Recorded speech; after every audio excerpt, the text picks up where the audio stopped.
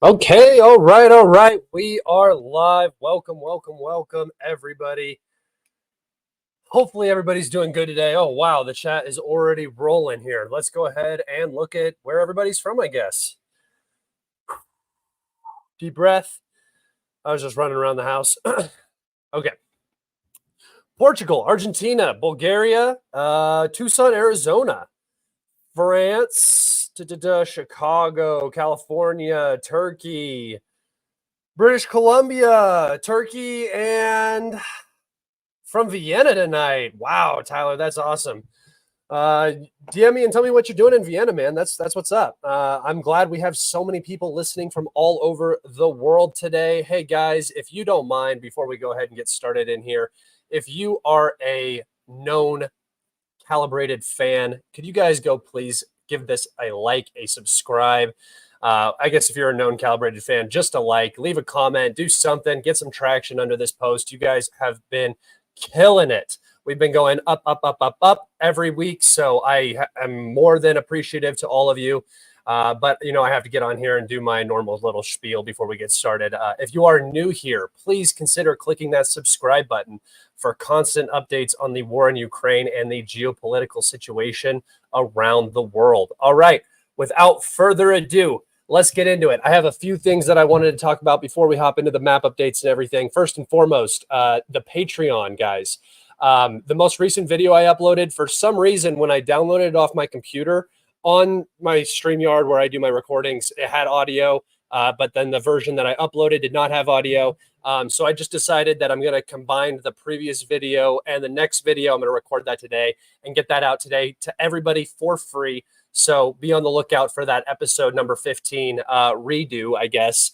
Classic me posting muted stuff or being muted in my live streams. It always goes the same way. So we can just get used to it, right?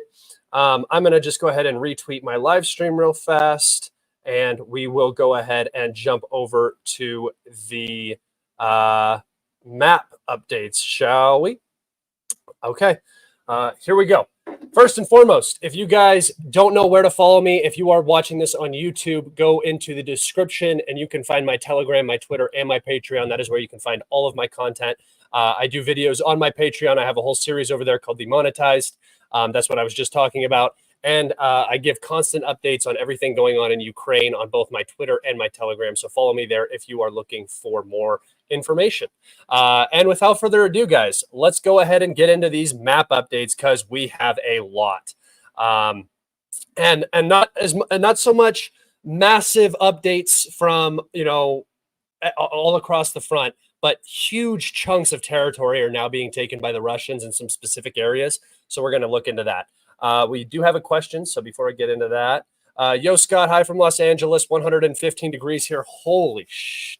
Have you seen Patrick Lancaster's barrage of Kursk videos from the front line with Akhmat? Yes, I did.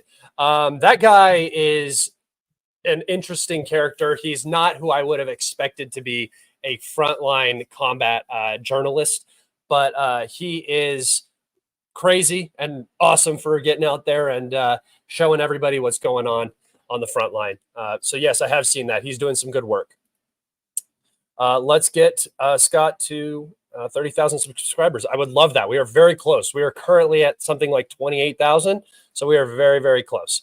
All right. Remember, if you have questions like Yahoo right here, if you ask them through Super Chats, I will answer them live on air. Everybody will see them. That's the easiest way to actually get the questions to my eyes. Sometimes I pick random questions out of the chat as we go through. So if you guys wanted to ask questions through that means, you're more than welcome to. All right, let's go ahead and get into it. All right, guys. And just so everybody knows, the next thing will be a new mic for me. That's going to be the next thing. I'm going to drop some money on a new mic. If anybody has any suggestions for a good quality, I want like studio audio out of my mic. One of the weakest points of my whole live stream, I think, is my mic, for multiple reasons. So up in the Kursk region, we have some small updates. However, like I said, guys, I'm not really updating this area super aggressively. I think a lot of it is gray zone, and I don't think that a majority of it really a lot of the changes, specifically, I know that Syriac Maps does a lot of changes. So if you guys are looking for every single little change on this section of the map, Syriac Maps has a very, very up-to-date version of this map. But for me, you know, like a couple 100 meters here or over here, you know, a kilometer there, it's not super important one way or the other, whether it's the Ukrainians advancing or the Russians. The Russians have actually been making have been making some counter moves in the Kursk region, pushing the Ukrainians back from some areas. But again, I'm not really mapping that because I just think so much of the fighting is happening in the gray zone, and the actual boundaries of the controlled territory is not changing a whole lot. So no point in just doing a bunch of little updates, in my opinion, that are just either going to be reversed or they won't matter tomorrow because the map is just going to, you know, change. It just doesn't make a lot of sense. If there was a massive change to this map, something, you know, in the multiple square kilometers, I would definitely map it and show you guys. All right, moving over here to Vovchansk, we have no updates. Over here in the Oskal region, we again have no updates from this area. But as we move down into the New York Toretsk area, we do have an advance by the Russians in Toretsk. They captured whatever this building facility is here. I'm not exactly sure what this is. But most importantly, they captured the #2 penal colony, which is a prison facility. So, you know, a prison facility is going to be great for staging. It's going to be, it was a strong defensive point for the Ukrainians. So with this prison or this, you know, penal colony, there's also going to be likely the capture of this Telecom.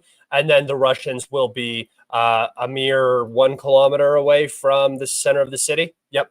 So 1 kilometer away from basically, if any of you watched the Battle of Bakhmut or watched any of the other battles, you guys would know that these high-rise buildings and industrial zones are often referred to as sort of like a citadel, an area of central defense in these Soviet-built cities. And so this is the citadel. So the Russians are now within a kilometer of reaching that.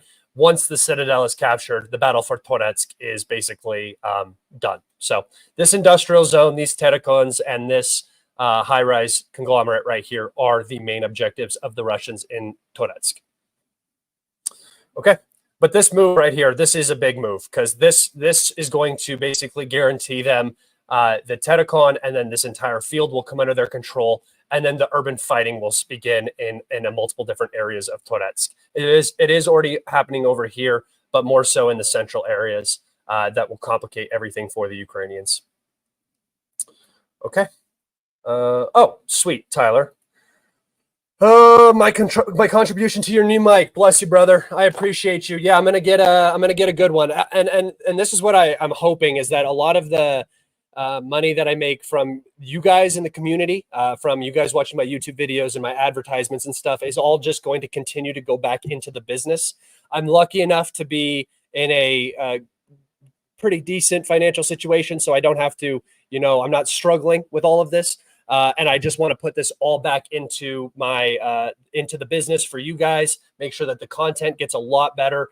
I'm hoping to have you know, get a producer eventually and stuff like that, and really sort of take the whole Kalibrated thing to the next level, just so you guys have a much more enjoyable viewing experience. So that is my goal. I really appreciate all of you. Tyler, just a shout out to Tyler. Tyler has been one of my biggest supporters for the entire time I've been doing this. Tyler is an OG and he is the man. So I appreciate that, Tyler.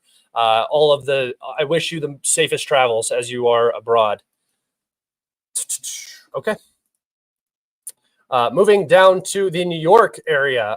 So we did get a update that the Ukrainians had somehow, some way managed to counterattack, and a lot of the Russian maps were looking something like this.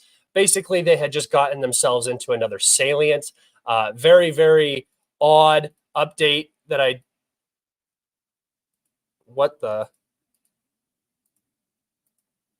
Did I not just move this? I could have sworn that I literally just moved this and it should have gone back, but doesn't matter. The update in and of itself is basically that there were Ukrainians trapped in this industrial facility right here. There was some sort of counterattack, perhaps. It was rumored. It happened. It didn't happen. There was some copium. They put up a flag somewhere. The Ukrainians put up a flag. And about 2 days later, all of the information came out that this basically just doesn't exist. And even if it did exist, the Ukrainians were just in another pocket. So it never really made a lot of sense why this update even happened. Just not a lot going for Ukraine. So I guess Deep State thought that this would be an important update. But it looks like the situation has sort of returned to the way it was previously, and no big changes here. So kind of a nothing burger. But potentially Ukrainians were trapped in that industrial facility for a very long time. So that could have happened. Okay. Moving down to the bulk of the updates. This is where we're going to see a majority of the territory captured. And remember that I did my last video, I believe, on Friday. I believe it was Friday or Thursday or Friday. We did see a slight change in the Novelsky pocket. You guys, I don't know if you remember, but basically Novelsky was captured and a little bit of this was captured since then. And I'm not correcting the map in the same way that I correct the map in other areas, just because this is a total collapse. And I really want to keep this chunk, this green chunk right here, all in one piece. So we really have a measurement of how far the Ukrainians backed off and how much the Russians captured. And as you can see, this is a significant chunk of land here. It includes almost the entirety of Krasnohorivka. So the northern portion of Krasnohorivka has been entirely captured by the Russians, excluding this one tiny little facility, which I believe is technically part of Krasnohorivka, even though it is geographically separated by this water barrier and stuff like that. But the Russians have also pushed down in the southwestern portion of the city, or the most western portion of the city. I guess it's not really south, just most western portion of the city, south of this, and have captured almost the entirety of Krasnohorivka, as well as moved through these fields down here south of or west of the city as well. So lots of progress going on here. And I just wanted to take this real fast and give you guys just an example, because when you're looking at different parts of the map, it's kind of hard to get a scale. So just for scale, compared to the Ukrainian counteroffensive here, I'll just leave it like that. You can see that this is not a small chunk of land that has been taken. It is a much more important chunk of land than this. And I'm actually going to just leave that here for now and come down here to Kherson, where we also have another massive Russian advance. And I'm just going to bring this up just to show you guys what the last, say, 4 or 5 days has brought us in terms of Russian advances. So there you can see the Kherson advance and the advance in the Novelsky pocket, almost equaling the entirety of the Kherson incursion. So what the Russians have captured in 4 days, what the Ukrainians tried to capture over the last month, that just goes to show you what the balance on the battlefield is right now. Let me go ahead and back these up. Okay. Moving over here, we have a good number of reports that I wanted to talk about. So these are not necessarily confirmed. Scott, I'm joining the Foreign Legion JK conferences. Well, good luck in your conferences, Tyler.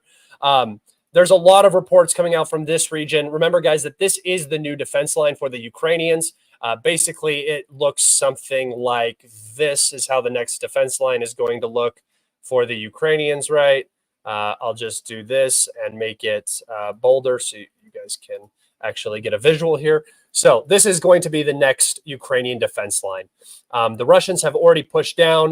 There are reports that the Russians are now fighting in the central parts of Ukrainsk. So this, we can expect Ukrainsk to fall in the coming days, most likely, at least in the next week, I would assume. We will see this settlement fall. There are also reports now that the Russians have advanced into the north of Krinky, and urban fighting has begun in this northern portion of this city. So already you can see that the Russians have penetrated the next defensive line, already getting in behind this section of the Vovicha River. And it's just going to continue like this for a good long while. I'm going to bring up my miscellaneous to show you guys my prediction. And as you can see, we are getting very, very close to that prediction becoming almost a total reality, right? So we can see that I'm going to actually just move this away for just a second. We can see that the Russians have advanced, and most of this is likely completely empty. So this purple area right here, it just hasn't been geolocated, but most of that space is going to be completely vacated of Ukrainian reinforcements or reserves or troops. So most of what I had already talked about has been captured. And if you look, the upcoming parts that are going to be captured are this massive salient right here, which the Ukrainians can no longer hold. They don't have positions in Western Krasnohorivka. They have already lost their positions around here. So the Russians will push out along this water barrier right here, this set of reservoirs, and then we'll push up into this area. So very quickly, we will see this entire southern area fall all the way up almost exactly to that line that I put down on the ground. And let me just tell you that I did not plan to bring up this diagram until after I had already written that blue line out for you guys. So it's just like the prediction just made sense from the beginning that there was really that this was going to be how it was going to turn out. The Ukrainians did rotate a ton of reserves. So we have seen some reverse action here in the Seledove area where the Ukrainians have counterattacked in the southern portion and pushed the Russians back out of the southern portion of the city. But this is to be expected. As I said, do not expect a ton of progress in the Pokrovsk direction as the Ukrainians have returned a significant number of reserves and moved a significant number of reserves from places like Ugledar, the Zaporozhye front, the Kherson front, the Kupiansk front, and the Chasiv Yar front, all to Pokrovsk in the goals of stabilizing this breakthrough. As I said, Pokrovsk is such a major interchange for highways that if the Russians gain control of it, they're going to be able to bloom out in every single direction. The Ukrainians cannot afford that. And as I've said multiple times, guys, past Pokrovsk, there is nothing until you get to Pavlohrad, right? There is nothing in these fields. I'll make the exact post that I just put on Twitter. Right here, right here, right here, right here, right here, right here, right here, right here, right here. This space right here, guys, is I'll just do pink. This space right here is nothing but open fields. Flat, nothing, no cities, no nothing. And you can see I carved out Pavlohrad and Dnipropetrovsk in this area. But outside of that, there are no cities. Poltava is the nearest city and Kramatorsk is the nearest city. There's just nothing in this area. So the defense of this is going to be basically impossible for the Ukrainians. That's why they're putting so much emphasis on Pokrovsk and Minhorod. But while the Ukrainians are doing that, I expect the Russians to just basically cap this entire southern Donetsk area. Exactly what I told you guys was going to happen in April, May, June, when I was telling you what my predictions were for the Russian summer counteroffensive. This was it exactly.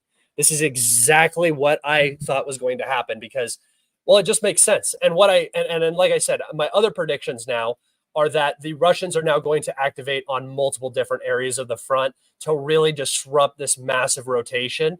And the goal for the Russians should be to just keep forcing the Ukrainians to move around as much as possible. And as the Ukrainians are moving around, the Russians need to be hyperactive in striking rail infrastructure, bridges, troop concentrations. As we have seen a steep increase in mass casualty events among the Ukrainians. And with the addition of potentially new Iranian missiles, we could very well see an even increased tempo of strikes and destruction of the Ukrainian armed forces. So again, the outlook is not pretty for Ukraine currently, and it's getting worse and worse by the day. Going into some of the reports here, as I said, there is fighting in this northern area of Krinky, and that basically will mean the end of this defense line. It's a very, very bad situation. The Russians approaching from the east should be able to just push into this defense line and just capitulate this entire area.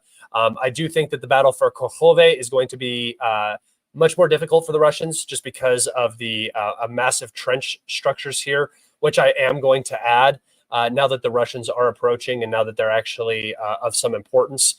There are some pretty big defense structures outside of Kherson, so those will be put onto the map here. But the real key is that the Russians are already in this defense line, and there are still Ukrainian troops in this area, which are now, according to Ukrainian sources, cut off by the Russian advance in this area. So realistically, probably the Russian advance over here is going to look something like this, potentially something like this, just entering the first couple houses, pushing down and cutting the roads, something like this. And I'm just going to make it purple for now as a potential advance. And this area has now been cut off, and it is reported that there is a Ukrainian garrison. Don't know the exact size, but I imagine it is in this fortification right here. You can see it's a pretty decent fortification on the backside of the Volvycha River. It is kind of cut off by the Volvycha River down here, so it would make sense that one of the few exit routes is through these dirt roads back behind it over here and then down here to the south. According to Ukrainian sources, this has been a kind of a disaster. The Russians are progressing very fast. The Ukrainians don't want to back off this line because they know that if they back off this line, the overall defensive situation in the south is going to become miserable. So they want to hold this for as long as possible. And apparently there are dozens of wounded that are trapped here. And that's the primary reason that they can't get out is that they haven't been rotated for a very long time. And they have a significant number of 300s that, which if you guys don't know, 300 is the battlefield, the Russian identification for wounded. 200 is killed. So they have a large number of 300s wounded in action that cannot be exfilled to these rear Ukrainian positions. So there is an active encirclement going on in the Zeleny Persha, Zeleny Druha area right here. And then this guy, Jalen, just donates another $100 and doesn't actually write a message. Write a message, dude. Say I'm the best or something, and then I'll say, hey, this guy's the best. But I really appreciate it, guys. You guys are fucking fantastic. Thank you so much. You're dope. All right. Moving down to the Robotyne section of the map. The Russians have again advanced outside of the Robotyne area. And I actually wanted to take you guys over to Syriac maps for a second because he has all of the defensive fortifications in the south now. I think he just added them. And I just wanted to show you guys what the situation really looks like down on the south now after the Ukrainian counteroffensive. You can see that the portion of the Ukrainian counteroffensive that achieved anything was not actually the capture of Robotyne, but the push down towards Verbove, where the Ukrainians ended up getting into this section of the defense line. The first defense line, by the way, they still had to get through this second defense line at least, and then there was likely a third defense line down here around Melitopol. The Ukrainians did not achieve any of that. They barely made it into Verbove, and now you can see that all of the Ukrainian counteroffensive has been completely undone. So all of summer of 2023 was eventually for naught. Okay.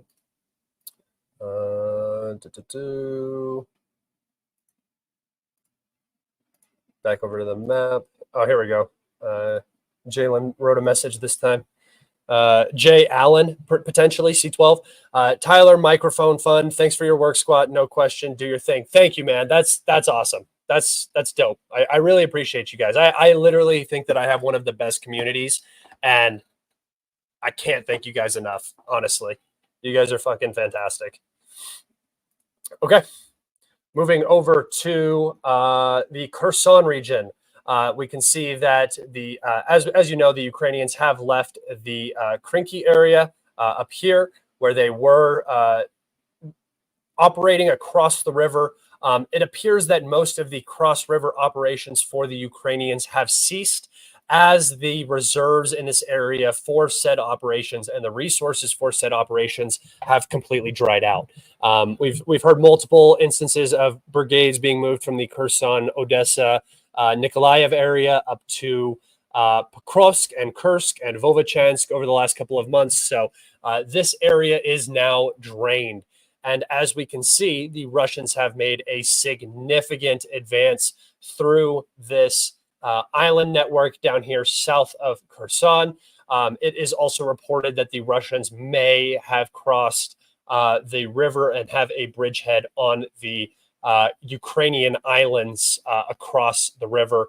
And they are about a kilometer from the nearest settlements across the river. We very, very, very well potentially could be seeing the beginning of a Krinky operation, a Krinky-esque operation for the Russians, considering now that the Ukrainians have a serious conservation on manpower, artillery, everything. I don't know if you guys remember, but one of the biggest areas for Ukrainian strikes with HIMARS in particular was the Kherson area. Their ability to fly drones in this area, strike, Russian troop concentrations or air defense systems, radars, whatever it was, regularly seemed to happen in this region, particularly this southern spit right here, sort of this area down here. Saw a lot of those HIMARS strikes from this bank of the Kherson area. That has completely stopped since the Kursk operation began. We have seen probably, realistically, I think we've probably seen around 10 HIMARS destroyed up in the Kursk, Sumy region since the beginning of the incursion. The Russian sources probably say more. Ukrainian sources obviously are probably going to say less. But I think 10 is a decent number. And that is a huge portion of their total fleet. And it's a huge portion of the ammo that's being conserved for the Kursk, Sumy region. They're taking out a lot of pontoon bridges and stuff up there. So that is where a lot of those have gone, meaning that the Russians have a lot more operational freedom down here to do what they want to do. And as we can see, they have expanded out, taken these these islands, which, by the way, these islands may look different now. I don't know if the river has returned to its normal flow pattern, if it's low in some areas, if these islands are bigger or smaller than previously. I don't know exactly. The ecology of the river probably changed significantly when the dam broke. And the topography of the river probably changed significantly. The geography? I don't, what would you call the path that which water runs through an area? Do we have any, I don't even know what that would be called. Yeah, geography. The geographical flow of the rivers might have changed in this area, but I'm not sure. But significant, because what this means is now the Russians have the initiative on this front, right? The Russians are now capturing the territory. The Ukrainians are on the back foot. And if the Russians are able to cross and get a foothold in any one of these villages and start operating on this side of the river, and I don't mean a huge offensive, I don't mean a massive amount of logistics, I mean DRG groups that are causing trouble, that, the path of the river, the water course. Okay, that makes sense. So if the Russians get across and they start causing problems, that's just going to start another fire, right? That's going to put another issue on the Ukrainian agenda that they're going to have to take care of, because Kherson is a city that cannot necessarily be threatened politically, right? This was a huge deal when the time when it happened in 2022, right? This was a massive, massive happenstance, a happening, I guess you would say, for the Ukrainians. And if they are to lose this, that would be a major, major morale crusher for the Ukrainians, I do believe. I think that would be so significant. Even if the Russians just re-entered the city, I think that would be ridiculously poor for Ukrainian morale.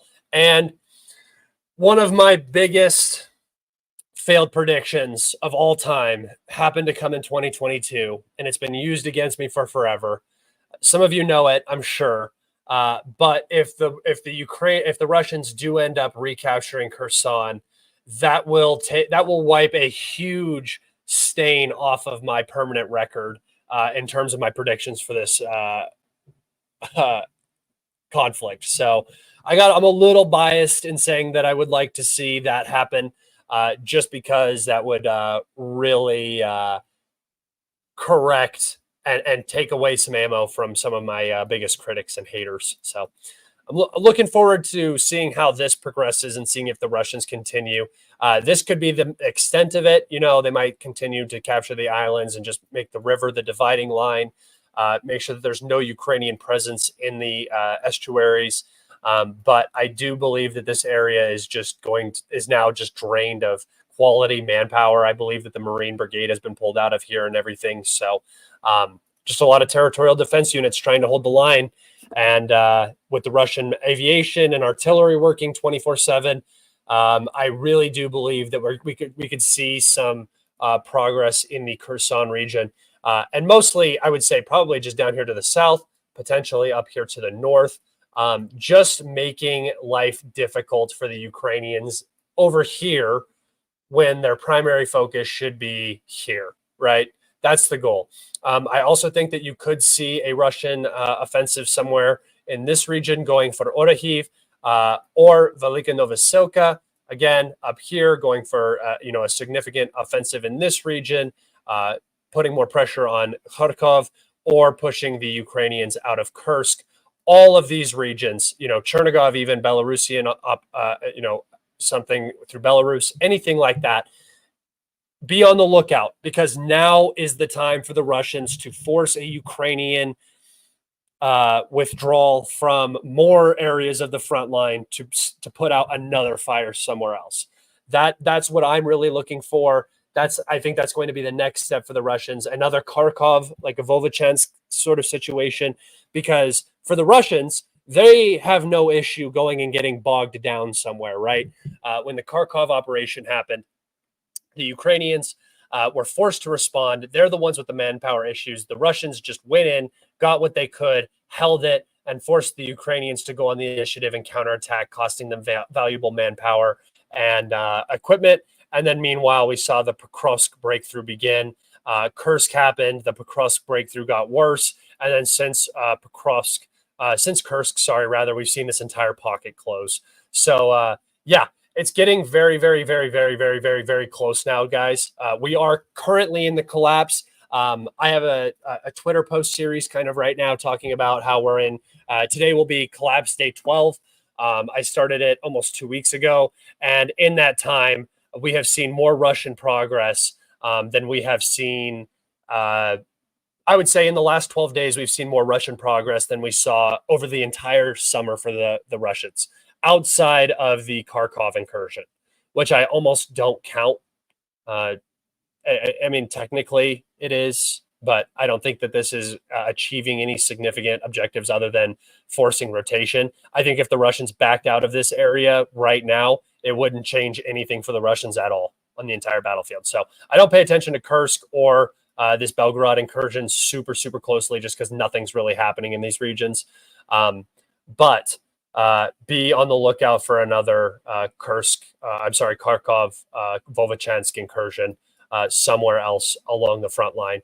Not necessarily an incursion, maybe just an offensive down here, but something to pull resources away from Pokrovsk. All right, guys. All right. Let's move into a few articles that I have. But just before we go, I really just want to try to hit this point home. The Russians captured 70 kilometers, like right here. It was something, it kind of looked like this, right? The Russians captured something like this. Let's go yellow just so you can see it. So we have multiple large chunks. We have this one down here, obviously this one here near Ugledar, this one right here. The Russians are advancing significantly on multiple areas. Obviously, we have Chasiv Yar. This was a pretty big advance onto this high ground. The bridgeheads are still open over here for the Russians. So there is just a ton going on, and it's very volatile. I've seen just a lot of people talking about how the Russian offensive is stalled. They ran out of steam, this, that, or the other. Not even remotely. That's not happening remotely at all. The Russians went on a small operational pause after Ukraine rotated troops into the Pokrovsk region, but we have just got reports today that the Russians are again assaulting and striking Pokrovsk, Milhorod, Seladove, Krinky, Kharkove, all of the major cities in this area with glide bombs and missiles. So, nope, it's continuing at the fastest pace I've ever seen it throughout the entire war. The collapse is happening. The Ukrainians cannot stabilize. And even if they do manage to make something look stable, something somewhere else becomes unstable. So that's sort of the situation that is ongoing for the Ukrainians. And I'm telling you, once this falls, the Ukrainians are just going to have such a hard time holding everything down here to the south. That once pressure starts being applied directly to Kharkove, this entire southern flank is just going to become a logistic nightmare for the AFU. And Russian logistics are now much easier out of Donetsk around the E50. Look at how much space the E50 has now. The Russians can operate on this road all the way up to Mirmik right here. So it's very significant for the Russians. We have another question. Get an Electro Voice RE20 microphone with a DBX286 mic compressor. You can find both of them secondhand from all the failed Twitch streamers. I use the same setup and I sound smooth as butter. All right, thank you. I appreciate that. I will save that and look for that. I appreciate that. Dude, one thing that I cannot stand is just how over the top mics and cameras and, you know, all of the production equipment is, and just the names. Electro Voice RE20 microphone with a DBX 286S mic preamp processor. Like, come on, guys. How many words do we have to try to fit into a single goddamn title for a mic? Just call it the big blue mic or something like that, and then put all that on the nutrition facts on the back. That's what it feels like I'm reading when I see that stuff. It's like riboflavic acid and stuff on the back of nutrition info. Any info on the new 120 kilometer range Russian glide bomb? No, I don't have any info on that. I do know that the Russians have been utilizing the D-30. That was a rocket-assisted glide munition, a glide bomb with basically a rocket on it that propelled it forward and allowed it to glide a lot further. That has been around, or at least in testing, for probably 6 months now. I think about 6 months was the first time I saw one of those. It's what I think it's basically a Fab 250 with a rocket attached to it. So that's been around. I haven't seen that specifically, but what I have seen, and this is a fantastic question because it segues me perfectly into my next topic.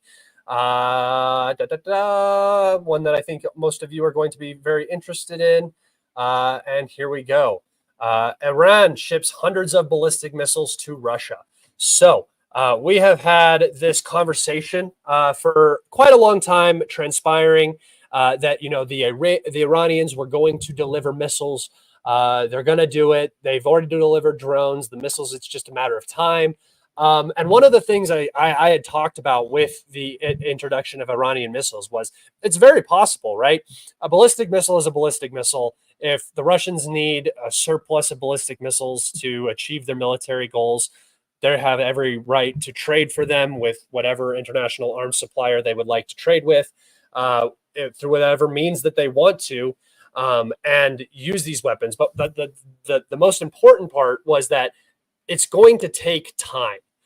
So we heard these reports like over a year ago that the Russians were going to receive Iranian missiles. And part of it, you look at it and you go, well, is this propaganda? Is this just an axis of evil thing? You know, somehow linking Iran, who's a mostly peaceful state at the moment, outside of maybe their militias and you know their proxy groups, but the Iranian state itself is not in any conflicts, not in any wars, or it wasn't, at least a year ago, until like October 6th happened, and Iran really became the focal point of Western attention.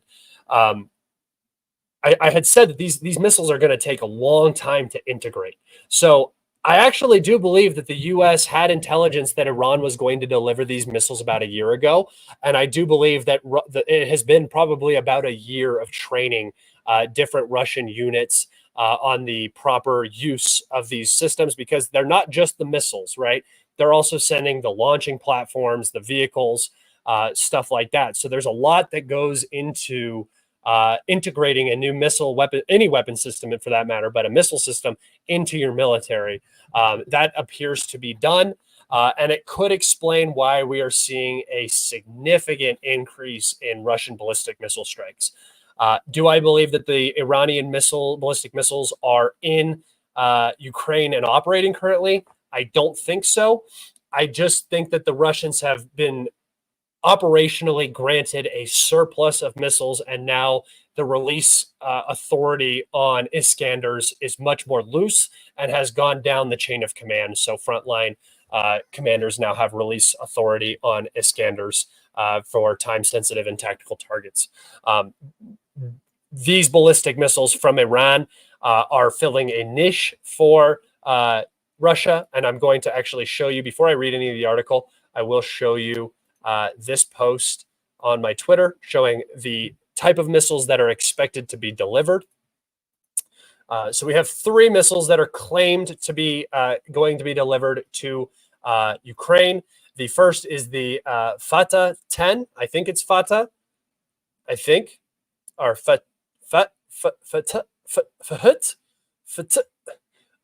I don't know, guys. I don't speak the language and I don't know the pronunciation. I'm sure everybody will roast me for that. But basically, this is a 300-kilometer short-range ballistic missile. I think that the designations are anything from 500 to 1,000 kilometers are intermediate or medium-ranged ballistic missiles. Anything 500 kilometers or shorter are short-range ballistic missiles. And then anything over, is it over 2,000 or over 2,500 kilometers is intercontinental ballistic missiles. I don't quote me on that, but I think it's somewhere in that wheelhouse. So this is basically just a short-range Iskander, same warhead size, HE up to 500 kg. This is an Iskander, but much cheaper and a shorter range. So it's going to be used in a battlefield scenario. So not going for necessarily strategic targets, but striking closer battlefield targets, such as HIMARS in the Sumy region. We could very well see these Iranian ballistic missiles being used for that.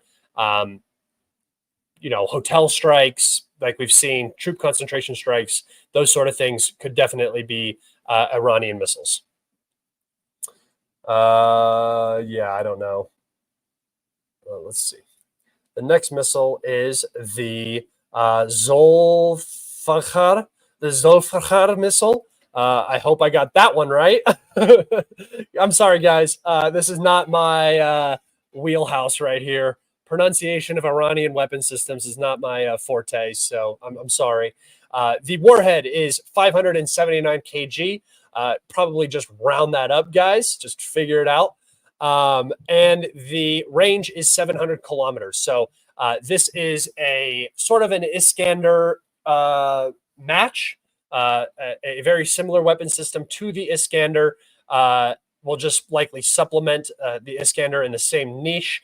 And who knows? I think a lot of this has to do with the fact that Iran is now trying to asymmetrically put pressure on the United States. They aren't fearful of sanctions. The Russians aren't fearful of sanctions, so they can trade. And I really do believe that this is going to is really just a means to test these weapon systems and improve them against Western AD, and just really get some good field testing, just like the Iranian Shahad got in Ukraine.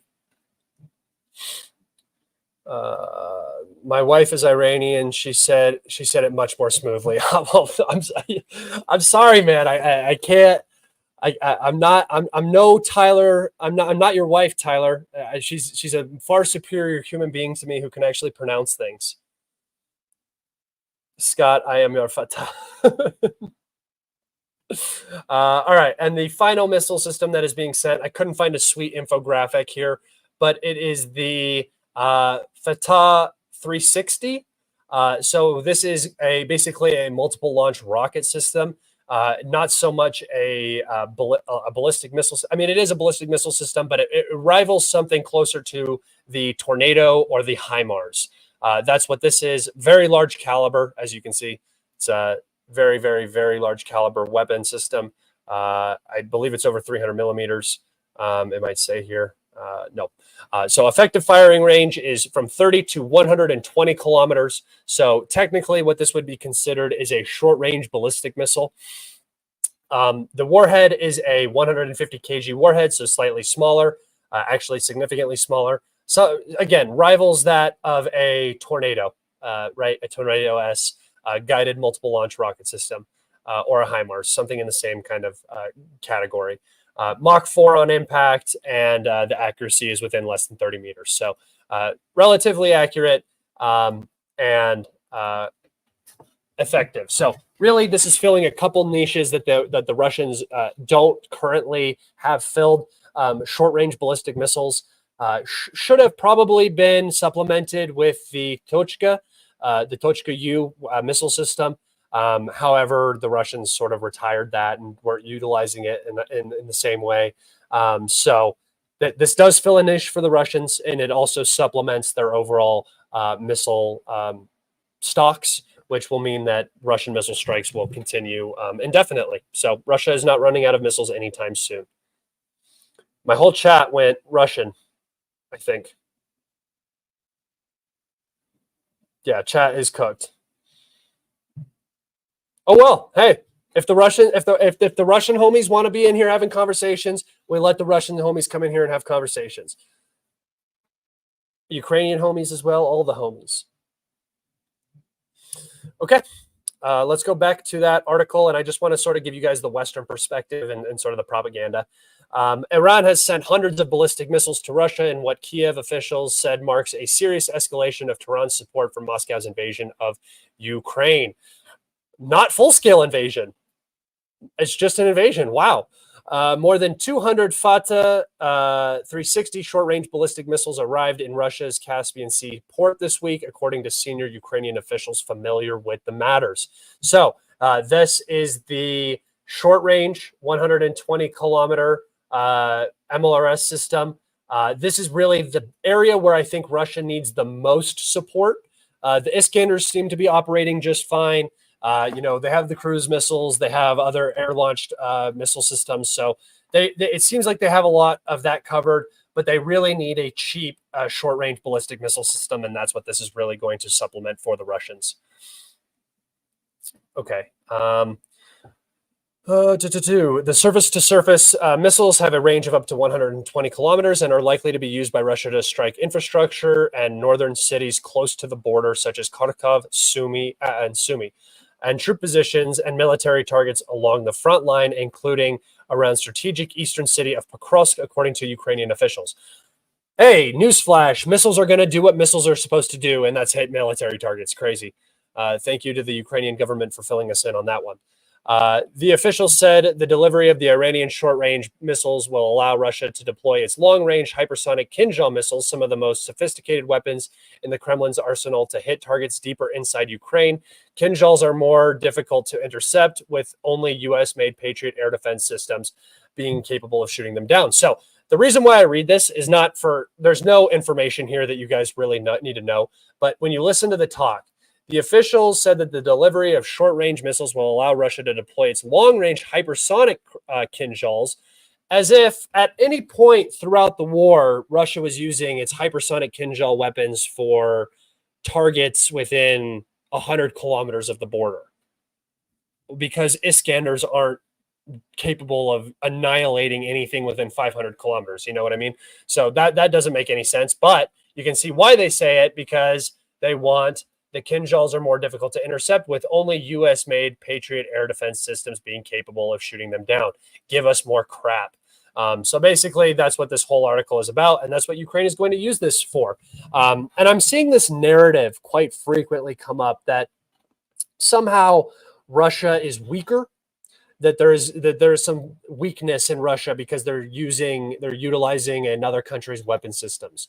I would just like everybody to know that Ukraine has been supported, funded, and backed by like 30 separate nations across the globe, NATO countries mostly, and weapon systems from dozens and dozens of separate countries have been bought, purchased, and sent for free to Ukraine at the behest of the West. And Ukraine just begs for it. The Russians went forward, and actually, I can actually show you an article here that I will just click on and show you guys and read this for you, because this is the Iranian statement as to why they needed the missiles, and it really explains very clearly sort of the situation and the difference between Ukraine and Russia. Iranian lawmaker has confirmed media reports about Tehran's delivery of ballistic missiles to Russia, but downplays the threats from Ukraine and its Western allies to impose heavy costs on Iran. Ahmad Bakashish Aradastani, a member of the Parliament's National Security and Foreign Policy Committee, acknowledged Iran's military assistance to Russia amid the ongoing war in Ukraine, less than 24 hours after Iran's UN mission denied a report by the Wall Street Journal about the delivery of short-range ballistic missiles to Russia.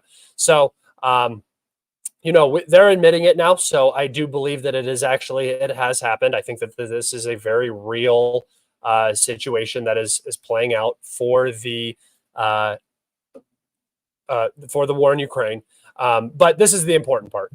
We have to barter for our needs, including importing soybeans and wheat. Part of the barter involves sending missiles, and another part involves sending military drones to Russia. When asked whether sending ballistic missiles to Russia might lead to a further sanctions or trigger the so-called snapback mechanism against Iran, the lawmaker replied, "It can't get any worse than it already is. We give missiles to Hezbollah, Hamas, and Hashd al-Shabi, so why not to Russia?" Exactly the point I was making the entire time, and exactly the part of the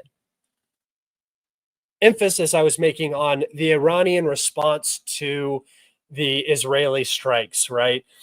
It doesn't have to be kinetic right now. Eventually, I do think the Iranians will be forced to do something kinetic to save face eventually. But for right now, any attack on Israel does not suit Iranian interests, right? Outside of saving face. That's it. But there are plenty of asymmetrical decisions the Iranians can take, same as the Russians, same as the Chinese, same as anybody that the U.S. wants to make their enemy now, because the U.S. has sanctioned enough countries to the point where there are alternative markets. The U.S. has screwed itself with its sanctioned regimes. And now Iran is basically saying, why do we need to fear sanctions? Why? We've already been sanctioned. We already give weapon systems to militaries and proxies that are actively engaged with Israel and the United States. We're already at war with them. Why does it matter? We'll send missiles to whoever we want because we need things. And guess what the Russians have? A massive agricultural sector. That's what the Russians have, and they can utilize that. And so, yeah, I think trading soybeans for missiles that will help you win a war is a smart decision by the Russians to make, and not some embarrassment that the Second Army in Ukraine had to go to Iran to buy dinky missiles to use in Ukraine. That's the narrative that's going to be pushed. But really, what you just saw was a business transaction between two countries that are now highly aligned due to the actions of the West. It's failure of foreign policy on so many different levels over so many years, and the complete inability to admit that you are wrong and take a step back and transition and reapproach. It's abysmal.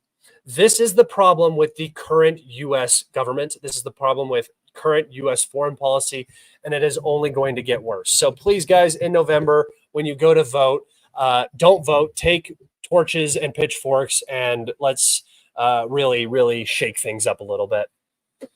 All right. If you guys have questions you want to go ahead and get in, you can go ahead and start getting them in. I will start looking. Please put like a Q at the front of it, like question, or at Kalibrated or something, just so I can see it. I appreciate that, guys. I have one more article that I'm going to read to you, and then I'll get to those questions. Outmanned and outnumbered, Ukraine's military is struggling with low morale and desertion. Well, that's pretty much the end of that article. I mean, I don't know really what else you need to read out of this. There's going to be some cope in here, but here we go. Pokrovsk, Sumy, Kiev, Ukraine. Dima never puts out a cigarette until he smokes. It always starts with some rattled Ukrainian suffering from shell shock. His eyes are this big. Smoking a cigarette, never puts it out, just chain smoking. Dima never puts out a cigarette until he smokes it right down to the filter. Yep. Roasting that roach, baby. Risking burning his fingers to squeeze out one more drag. Okay, so I'm not seeing combat currently, guys, but I am definitely in the same bag as this guy right now. I am definitely roasting those roaches down to the very last. Sometimes I smoke the filter itself, so gotta be cool. You gotta be cool sometimes. To squeeze out one more drag. He spent years on Ukraine's front lines. He knows the price of a good smoke. Yeah, it's probably about a platoon. As a battalion commander, Dima was in charge of around 800 men who fought in some of the fiercest, bloodiest battles in the war, most recently near Pokrovsk, the strategic eastern town. Okay, hold on. We need to screenshot this. Clip it. CNN just called Pokrovsk strategic, so please clip that so that when it's no longer strategic, we can point to this. But with most of his troops now dead or severely injured, holy shit, his entire command, or his position of command, everybody underneath him has now been injured or dead. Dima decided he'd had enough. He quit and took another job with the military in an office in Kiev. Oh, wow, you can just quit? I didn't know you were allowed to just ask for a transfer. Man, somebody should inform the guys on the front line that you can just ask for a job at a desk job in Kiev. Standing outside his office, chain smoking and drinking sweet coffee.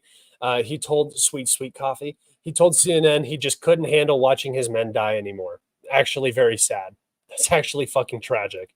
2.5 years after Russia's grinding offensive has decimated many Ukrainian units, reinforcements are few and far between, leaving some soldiers exhausted and demoralized. The situation is practically dire among infantry units near Pokrovsk and elsewhere on the eastern front line, where Ukraine is struggling. Where Ukraine is struggling to stop Russia's creeping advances. So, not a overall good situation. I'm going to continue reading this because there are some more important parts in this, but as you can tell, I mean, this article is just brutal. Just basically saying the Ukrainians are basically on the verge of collapse in terms of their morale and reserve availability and rotation and just everything. CNN spoke to 6 commanders and officers who were until recently fighting or supervising units in the area. All 6 had said desertion and insubordination are becoming a widespread problem, especially among newly recruited soldiers. Why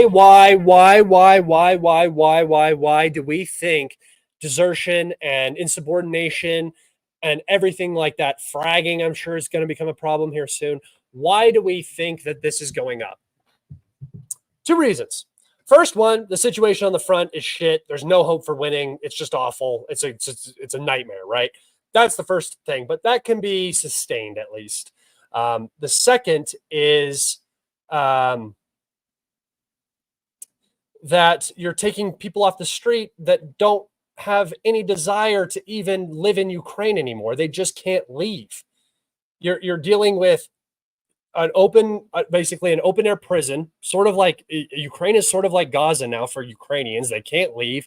If they try to swim across the border, they get shot by their own border security. So, you know, it is really just like a prison that they're stuck in now. And if you're a man, you're going to be mobilized eventually and sent to the front.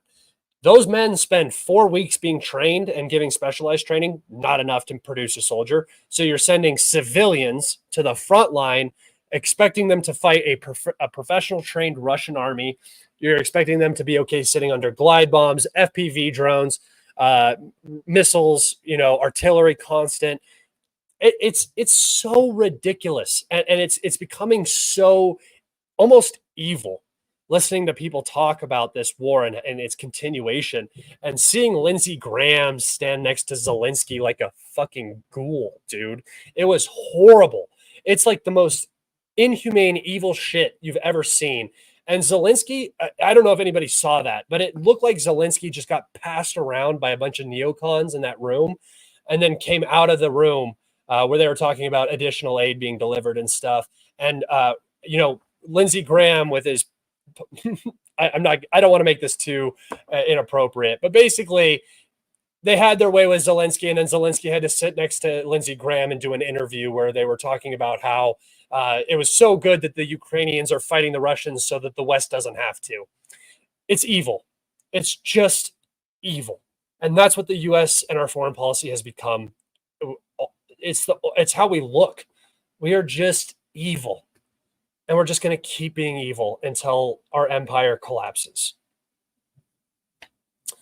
All right, that was my rant for the day. I'm done. Go ahead and get those questions in. We'll talk about it. We'll talk about some stuff. Let's see if anybody got any questions here. I don't see any. I have two questions. One, is the purple area south of Pokrovsk captured? Two, do you think the Russians are going to try to push the Ukrainians to the west of the canal and the Klishchivka area? Yes, I do think that they're already pushing the Ukrainians west of the canal. This area south of Pokrovsk is unconfirmed Russian advances. If you come over here into the legend, you guys can see it. Unconfirmed Russian control. So areas that the Russians are reportedly operating in, but we do not have geolocations. It's not confirmed control. This is subject to change, right? So these areas are subject to alteration, depending on if geolocations come out, if Ukrainian presence is noticed. The Russians could be much farther than this. I'm not sure. But so far, this pocket is likely empty of Ukrainians, and the Russians are moving into this area as we speak. So that's what purple means. And then as for the canal region up here, yes, the Russians are going to likely push the Ukrainians beyond this canal, especially considering that they do control the high ground. I would actually be, I wouldn't be surprised if there were no Ukrainian units in this area or this area at this point at all. And we're just waiting for geolocations of the Russians along the canal region. Okay. Question, per Alex history legend, Poland building a major battalion, 2025 counteroffensive, 2025 legit NATO escalation. Please say no, thanks. I doubt it. I don't see any reason for them to do that. What I would say is that if you're seeing Poland start to build up and get ready, there's a couple reasons. The first reason is they don't have a choice, right? They've sort of backed themselves into this corner where they're going to be the next defense, whether they want to or not, whether the Russians even have any. I mean, the Russians aren't going to attack Poland, but Poland has to now be the front line. They've lost the Belarusian, Ukrainian, what would you call it? Break the cushion, the Ukrainian cushion from Russia is going to be gone now. Especially the way I think this conflict is going to end. I see the Ukrainian state deteriorating significantly, becoming much smaller, the Ukrainian regime being replaced. Ukraine might not even exist. So Poland might be getting ready to actively go in and capture some of the western portions of the country if Ukraine collapses. That's a very real thing, and they're going to need strong military units to do it, and they need to be able to present well and be a deterrence for Russia in that part of the country if it comes to that at some point. I'm not saying that the Russians want to go that far, but you never know what may or may not happen. But no, I don't think, to this question, I don't think that you're going to see a conflict between Poland and Russia. It's just so much of a risk for Poland to take on, especially because the U.S. and NATO are not going to back up that action, because that's a nuclear war. We know Mr. Alinsky was the party bitch, but who was the pimp? It would probably be Lindsey Graham, Victoria Nuland. There are a couple other ones in there. You know, just the slimy, evil pieces of garbage.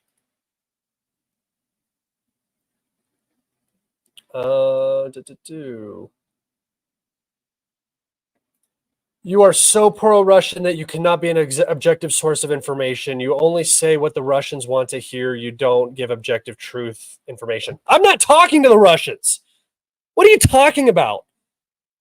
I don't talk to Russians. I talk to mostly Americans and some Europeans for the majority of my viewing audience. So no, I'm not saying what the Russians want to hear. I'm saying what's happening on the ground. I'm showing you maps, facts. I'm presenting arguments. You can say that I'm pushing a pro-Russian narrative just because you don't like the information that I'm saying. That doesn't mean that's what's happening at all. That's not. I'm actually just telling you what's happening, and you don't like it. It is conflicting with your bias, so you think it has to be wrong. It has to be propaganda. I've been right for at least the last 3 months consistently. I have been on the ball. I'm just bragging on myself because I never thought I would have such a strong run, because it's hard to predict the future, really. And my predictions for what the Russians were going to do this summer were spot on. I've been on the fucking hammer hitting the nail, and you don't like that because it's not what you want to hear. I've been dealing with this for 2.5 years. I've been called everything under the sun, and none of that bothers me because I know that my information being presented is true and backed up by facts and evidence. Sorry you disagree with that. Trump says he told Putin, don't invade Ukraine or I'll do that. Putin replied, no way, you won't do that. And Trump goes, oh, yes, I will. What do you think that threat was? I don't fucking know, man. I think that Trump talks very oddly about these sort of situations. I don't really think that these are the conversations he has. I think he talks like this because it's marketable during a campaign to talk like this to his audience. He's not going to sit there and say, well, we're going to levy this sanction. We're going to go about business this way. We're going to get this partner on side. We're going to do this, because it's not just, hey, don't do that. Don't you do it. There's a lot that goes on behind the doors. There's whole teams that are negotiating stuff like that. This is just how he presents it, saying, hey, don't do that, or we're going to do this, blah, blah, blah, blah, blah. And and then he didn't do it. No, it's nonsense. Trump is making, in my personal opinion, I think Trump understands the reality of Putin. I think actually all of U.S. leadership understands the reality of Putin and how they could communicate with him and deal with him. They just don't want to. It's not how they want to approach it. But I do think Trump understands that he can negotiate and communicate with Putin. So when he says things like, I'll have this war done in a day, I honestly think that's probably true, because he's going to go to Putin and say, we're going to give you this, this, this, this, and this. You're going to do this, this, this, this, and this. And Putin would probably look at that and go, that's a good deal. I'm going to take that. So, I mean, realistically, I do think that it's an option. I don't think that it's actually possible. I don't think it's going to happen. I think that the lobbies in the U.S. and the permanent establishment in the United States isn't going to let Donald Trump do anything if he wins. So it doesn't matter. I have two questions. One, oh wait, I already answered this one.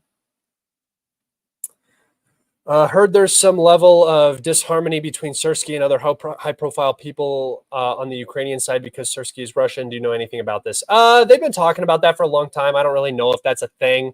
I think that a lot of people have problems with him because he is the yes man, a part of the regime who is losing the war and destroying the Ukrainian state. So there's going to be a lot of people that are going to be very, very, very upset with Zaluzhny, Sirsky, Zelensky, anybody who, Bunanov, anybody who's a part of that regime, anybody who's pushing the continuation of the war will be hated. I don't know if it has anything to do with his Russianism, because he is the most, in terms of pro-Western, pro-Ukrainian, he seems like he is drinking the Kool-Aid hard. So he is Zelensky's yes man. I don't think the Russian in him has anything to do with it. And I think that almost every Ukrainian is a little bit Russian. So really, I don't think it's that big of a deal. Where do you see the front line and the war as a whole going from now to Christmas? Like I said, I believe that by Christmas we will see something like this, but more of the South as well. I had a whole prediction thing that I deleted. This is not actually a good prediction, but I do believe that most of this salient will be closed, this New York Toretsk salient. I believe that the Siversk salient will probably be close. At least the battle for Siversk will be happening. I do believe we'll see some pretty significant movements along the Oskal River here, and I do believe the entire southern Donetsk area will be collapsed, along with most of this. Kharkov down to Velika Novoselka, this area is going to be collapsed by maybe not by Christmas time, but the ball will be rolling in that direction so heavily it's undeniable, right? That's sort of what I mean.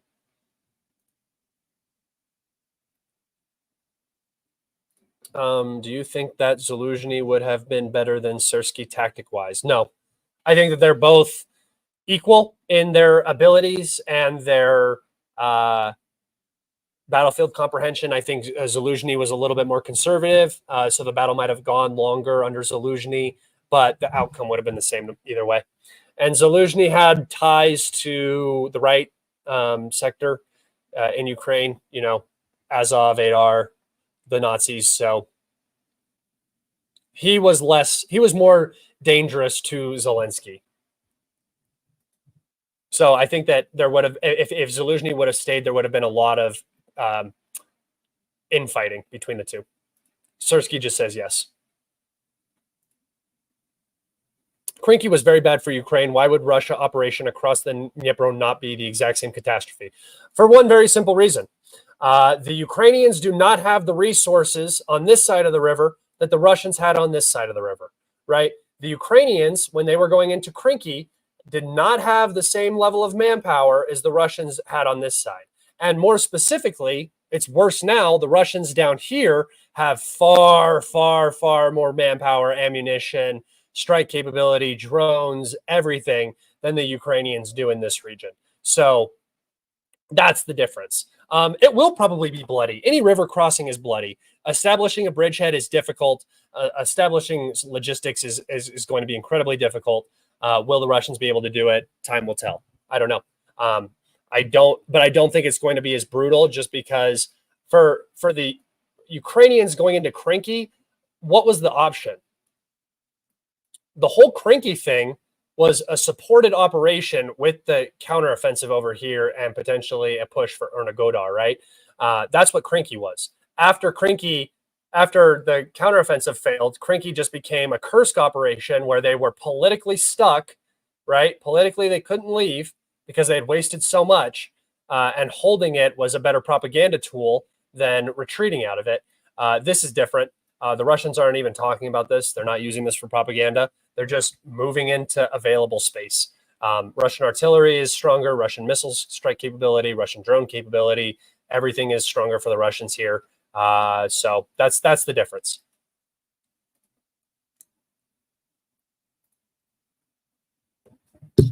Hold on, I'm gonna get a drink of water. Since it's likely that the RUAF will take everything east of the Dnipro, will they also take Kiev for ceremonial purposes? So, obviously can't read the future, but if there is a point where this region falls to the Russians, I don't think this region will be able to sustain itself politically. I think that there will be a massive amount of chaos. The regime will be overthrown, and potentially peace might be sued. There might be a sue for peace. I think that the Russians will take this portion of the Kiev Oblast if they have the opportunity to, just so they control some part of Kiev. And then it becomes this thing where, we're already in Kiev. If the new regime doesn't follow at least a neutral stance, we're going to take the rest of it. I think that could be a very real possibility. So yes, I do. I don't think it'll be ceremonial. I think it will actually have a purpose, but I don't know if they're going to take all of the city if they make it that far. If guys, if.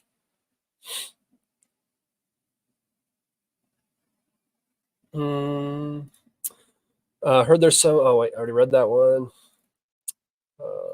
What do the different colors on your map mean? Like, what is the difference between green and yellow? Okay, so green is confirmed Russian advances. Yellow is the exact same. It's just when I haven't done an update. The way I update my map is after this live stream, I'll go into my map and I will I'll do this. I'll turn this into red, and I'll turn this to red, and Robotyne will turn to red, and Kherson will turn to red, right? Because after my update, I want to reset the whole map so that the next update, all you guys see are the Russian advances. It's very clear where the Russians are advancing. You can see the actual progress from the last live stream. And that's why I don't do live streams every single day. This pocket is not going to be erased just because I want to show how significant of a territory is being captured right here. After it's all done, if I keep updating it, it's just going to never really show the full picture. I'll probably update this one though. So the yellow is just a differential, just to show the new advance when I post it onto my Twitter. So if you see, like, say you see something like this, and this has not actually happened, but let's just say the Russians captured the territory along this road. Not impossible. This could have already happened. Who knows? But I don't want to just make it green, right? I don't want to just have it be like that, because then people are going to be like, well, where's the change? I mean, I guess you can kind of see the border or whatever. But then if I make it yellow like this, this yellow actually is a little bit brighter. Now you can see where the actual Russian change was. And then immediately after I post it on Twitter, I come in and I just go like this, and I go boop, boop. And then I delete that like that. And now it's all green. So that's what I do. That's how I manage my map. Sorry if the colors get confusing from time to time. It's actually very simple. Just try to use common sense, basically, when you're looking at the map. Like, what could this possibly mean? There are very few options.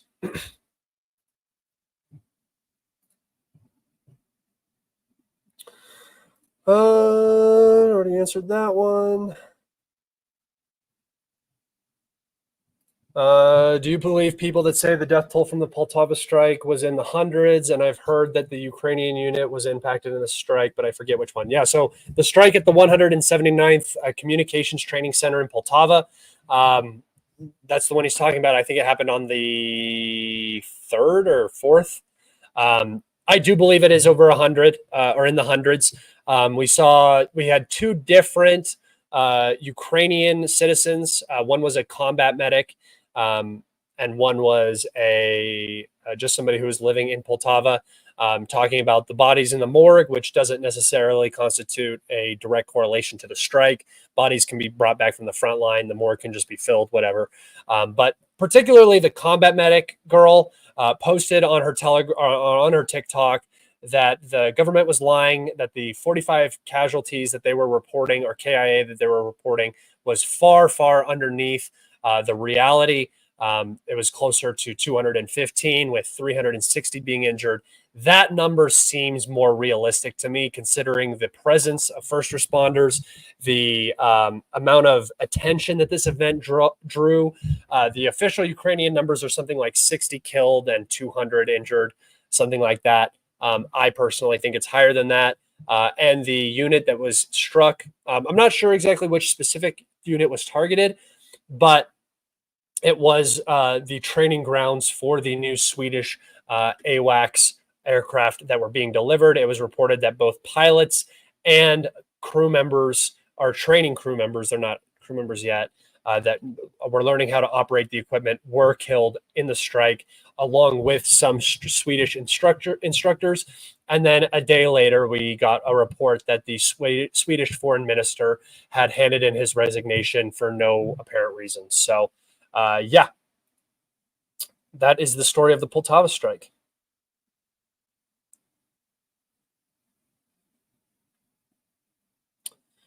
All right.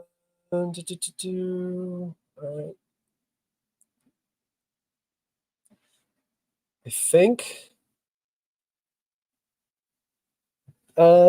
think that is it for me today, guys. All right. Yep, that's it for me today. I think I'm going to go. Do I think Pokrovsk will fall this year? I'll answer this question. Yes. Yes, I do. Do you think Russia will take Odessa before 2025? No, I do not. I think that if Russia gets Odessa, it's going to come much, much, much later. 2026, perhaps. All right. Thank you guys so much. If you guys don't mind, if you're still in here, if you made it to the end, an hour and 20 minutes, holy shit, please go give this a like and a subscribe. Thank you guys so much. I'm going to try to get that Patreon video up today. I don't know if I'm going to record it today. I got to the end of this and my throat hurts already. So I might do it later tonight. I might do it tomorrow morning, but it will be up by tomorrow. I promise you guys, for free for everybody to go view on my Patreon. Go follow me there if you haven't already. That Patreon account is exploding, so I appreciate you guys' support there as well. Take care. Have an amazing week. Start your Monday off right tomorrow, guys. Go out and kill it. Whatever you do, whether you hate it, whether you love it, go do it to the best of your ability. It makes you feel better. Kill it, guys. Be safe. Take care, and love each other. Goodbye.